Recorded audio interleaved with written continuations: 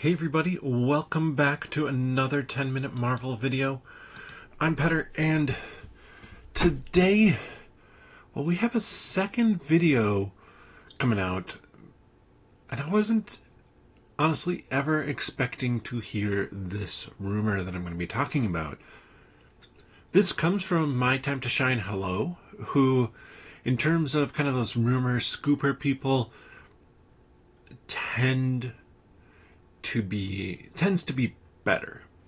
Now, no scooper, no rumor person is 100% correct on anything that they do. If they did, that would mean that they had way too much insider information and Marvel would be really trying to shore up some leaks. But this rumor, I'm going to say I put a tiny bit of stock into it. So, you saw from the title that this is a big Sony Spider-Man rumor. And the rumor is that Sony might be looking to sell Spider-Man. And obviously, if they're looking to sell Spider-Man, they're looking to sell it back to Marvel and Disney. And that, I think, should be a little bit surprising to everybody. That Sony would look to sell Spider-Man because, well, it's made them good money in the past. However, I think there's reasons to think this maybe is a little bit more true and to not think it could be a little bit more true. And we're going to start out with this is probably not going to be happening. And it probably won't happen anytime soon. If this happens, there'll probably be some agreement in place that Sony can release the third Spider-Verse animated film, or maybe they'd keep like animated rights for feature film length stuff to make sure that they can complete that trilogy, because that trilogy has made them a lot of money. The reason, though, they might be looking to do it is what else has made them a lot of money. The things that have made them a lot of money, besides those animated Spider-Verse films, which are expensive to make with the amount of animation and the different styles of animation that happen in them, the things that make them money are the joint projects with Marvel, which means they're losing out on money because they can't put together a good solo film. Now, this is a little bit more recent where things have been going horribly, because the first two Venom films did make them money. This third Venom film, I'm gonna look it up here. Venom 3. So if I go to Box Office Mojo, it's made about $475 million worldwide. I would put money on that's probably a $150 to $200 million film. General rule of thumb is it's about double for marketing. So let's say it's $200 million. They've spent another $200 million on marketing. They get $400 million out of it. And so they made about $75 million on it. Now, $75 million is a good amount of money, but not a massive success. It's not a success like the previous Venom films were. And then if we look at Kraven here, well, Kraven the Hunter made $11 million domestic opening, $26 million. Generally, you're looking at about a 50% decrease in the following week. So, assuming this had, I don't think this probably had the budget that Venom did, but say it's $100 million. So we're looking at about $200 million overall, maybe a touch more. That means they're not going to get close. They're not even going to break $100 million, most likely, unless there's, say, like the Chinese market, it still has to hit, or something like that, which could give it a bump, but even then it'd be questionable, I think, whether or not it would hit that $100 million number. which means that Sony's losing money on this. They maybe barely made money on Venom: The Last Dance. They could still be losing money on that. I mean, if that's a $250 million film to make, they're probably in the red still. And then Madam Web, complete and utter bust for them as well.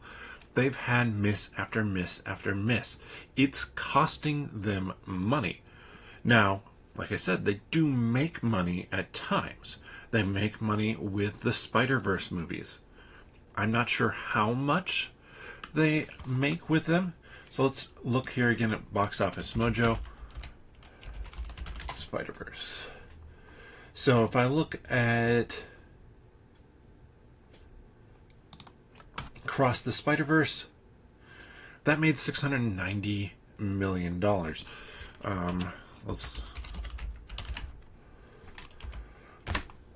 see if we can find the budget. Approximately.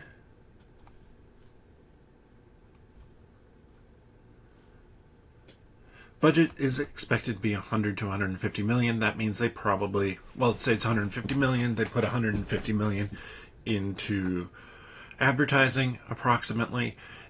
Yeah, they doubled their money there. So that was a big success for them. But even that's not necessarily the hugest success out there. It's not compared to, say, dropping, well, let's look up here. No Way Home. And I want to give these numbers for context as to why this could be true. So that made 1.95 billion. Capital B. Billion. So then, if I were to go and find the budget for that one, that was about 200 million. So 200 million, 400 million, that made them a ton of money. 1.5 billion, basically, divided in half or split however it is with Disney. So that made them a lot of money. But if they can convince Disney to pay enough money, it then becomes worthwhile for them, because they're stopping taking on risk. They're stopping taking on the risk of how much how much could this bomb? How much could we lose? Because let's again say Craven. Let's try and guess the budget. So 130 million. So I was a little bit high. So 130 million. Still, that has to reach about 260 million. If they lose, let's say this only caps out at like 50, 60 million. So you're looking at losses of about 170 million. So you're looking at loss there of 170 million. You're starting to subtract from the total that was out there for Spider-Man No Way Home. You get that big bang, and then you get small loss, small loss, small loss, small loss. And all of a sudden, I mean, say 130 million for that. Say it's 130 million for Madam Web. I know it's 130 million for Morbius before that. Now you're looking at 390 million, which means out of that 750 million approximately that they took home from Spider-Man No Way Home, that means they've lost about half of it already trying to do additional Spider-Man projects. And now they need to continue to do some of these Spider-Man projects to maintain their license on this. Which means if they're having failures for that, they're always eating into their budget. So I want to look up here 20th Century Fox sale. So obviously acquired by Disney. The cost for that was 71.3 billion. If I'm not mistaken here. History. look at the numbers here. Comcast was in there as well. 65 billion, yeah. So what's that number for Sony? If Sony can say, hey, we're probably going to make every 3 years, we're going to make 750 million. So let's figure on, and they're not going to sell the whole studio like 20th Century Fox did, but let's say, okay, that's what they're figuring, and that's just pairing with Marvel. So that's not taking into account anything else they might try and do that might lose them money. I mean, 10 billion, 15 billion to get Spider-Man and all those characters back into the fold?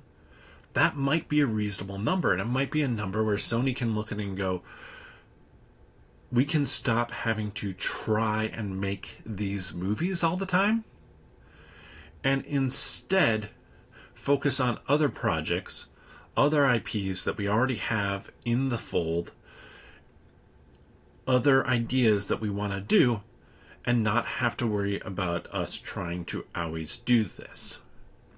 And that could make sense. Obviously, Sony has a number of different kind of things they can try to do with, obviously, the PlayStation as well as some of theirs. Does Sony need to continue to be a superhero movie company, or is it better for them to get that bump of cash one time and not have kind of the roller coaster of, we got a bunch of money, we lost money, we lost money, we lost money, we lost money, we got a bunch of money, we lost money, we lost money, we lost money on Spider-Man. And obviously, as a fan, I hope that they are actively considering this. As kind of a realist, trying to take a realistic look at this, I think that they probably are doing their due diligence. They're trying to get a valuation of what Spider-Man is worth, and then they can consider, like, is it going to be better for us to sell? That means, I mean, nothing's going to be close. I believe that the Fox stuff started in 2017 and finished in 2019. So that's 2 years.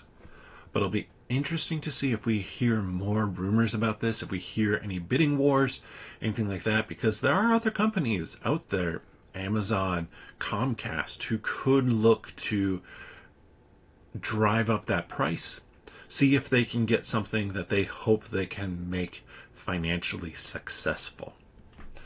But I'm not even going to ask if you'd be excited if this happened, or if you want this to happen. I think every Marvel movie fan, if you're checking out this channel, you're probably excited for this to happen. I'm going to ask the question, what story, what Spider-Man story would you like to hear or see happen first on the screen that Sony hasn't done, or Sony hasn't done well? Let me know that down in the comment section below, and hopefully I'm talking about this more regularly, and that means that something is happening here.